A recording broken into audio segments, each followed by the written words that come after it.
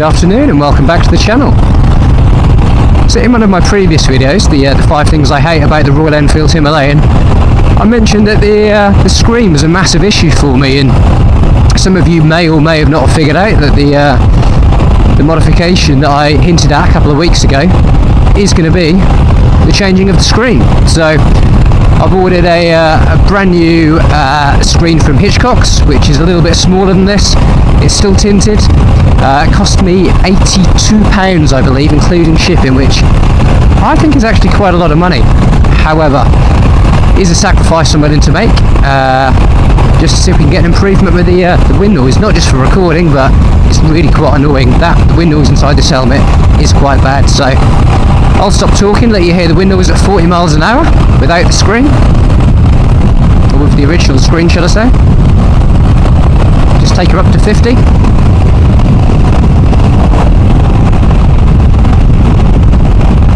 And you can hear at 50 miles an hour a lot more wind noise.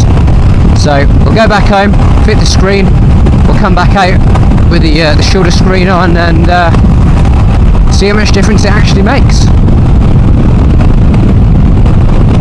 Okay, so we're actually now a couple of weeks along from the clip that you've just seen. So what I actually did was I installed the smaller screen. It made a hell of a noise, so I sent that back to Hitchcock's.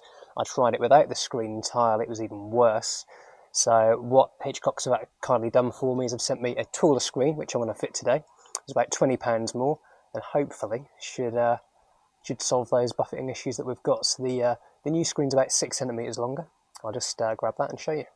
So this is the new screen we've got for the bike. If I throw it up, you'll see it's about 6 centimetres taller than the old screen, so it should hopefully make a little bit of a difference.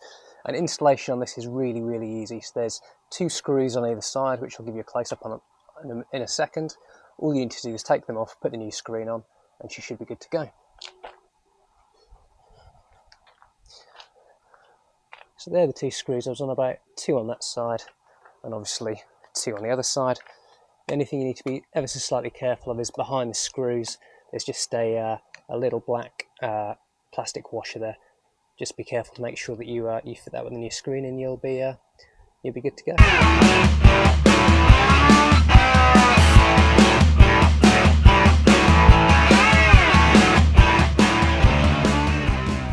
And just like that, the screen's fitted, so no issues there whatsoever, apart from me dropping one of the washers that I warned you about. But apart from that, all good. Nice 5-minute easy little fix. So the only difference between the screen, like I mentioned, is there's a little bit of a height difference there, so 6 centimetres, and the original screen has Royal Enfield embossed in it. This one doesn't, it's clear, so it's a little bit of a shame to lose that, but fingers crossed this screen will make the difference, and it's a sacrifice worth making. So let's take her out for a ride and see how we get on.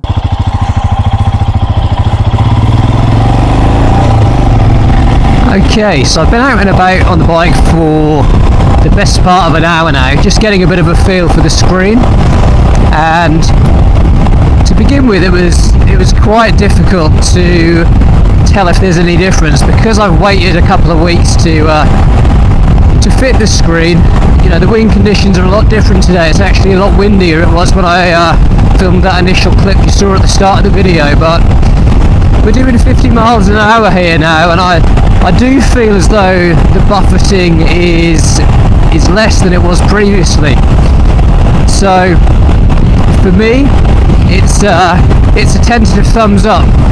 There is still wind noise, that hasn't gone completely. It's definitely not the perfect solution, and I know people do fit little screen extenders. I'm not a huge fan of the look of them, which is why I haven't gone down that route. If I plan to go on a long distance trip, it may be something that I fit in the future, but for now, it's not for me. One thing I have noticed, certainly when going a little bit slower on the bike, is that I can hear the engine and the exhaust noise that little bit more. So that tells me really that the screen is doing its job, and you know, doing the job I brought it for, really. So it's not a glowing endorsement for the screen, but it's like I say, it's a tentative thumbs up. Now, one thing you do need to bear in mind is that this is going to be very, very individual, and a lot of it really is going to be height dependent, and the helmet is going to is going to have an impact on this as well. So I've tried 4 or 5 different helmets, as you well know, and I've stolen the missus for now, and this is the best helmet I've got that works with, you know, the different screen variants I've tried. So we'll stick with this for now. Just for reference, if you're not aware, I'm 5'7.5", and the main issue I had with the lowest screen is that the buffeting was right on my head. So if you're a little bit taller than me, the lowest screen might actually be a good option for you. So may going completely screenless, that may be a good option if you're a little bit taller or maybe a little bit shorter than myself. But yeah, for me, both of those setups just didn't work. This is the best one I found at the moment, so I'm not going to say I recommend the Hitchcock's tall screen, because it's going to be, you know, very person dependent. I don't want you to buy a screen on my recommendation and be disappointed. But for me, there's a noticeable improvement, but it's still not perfect. If you're in the market for a new screen, hopefully that helps out just a little bit. As always, folks, thank you all so much for watching. Ride safe, and until the next time, goodbye.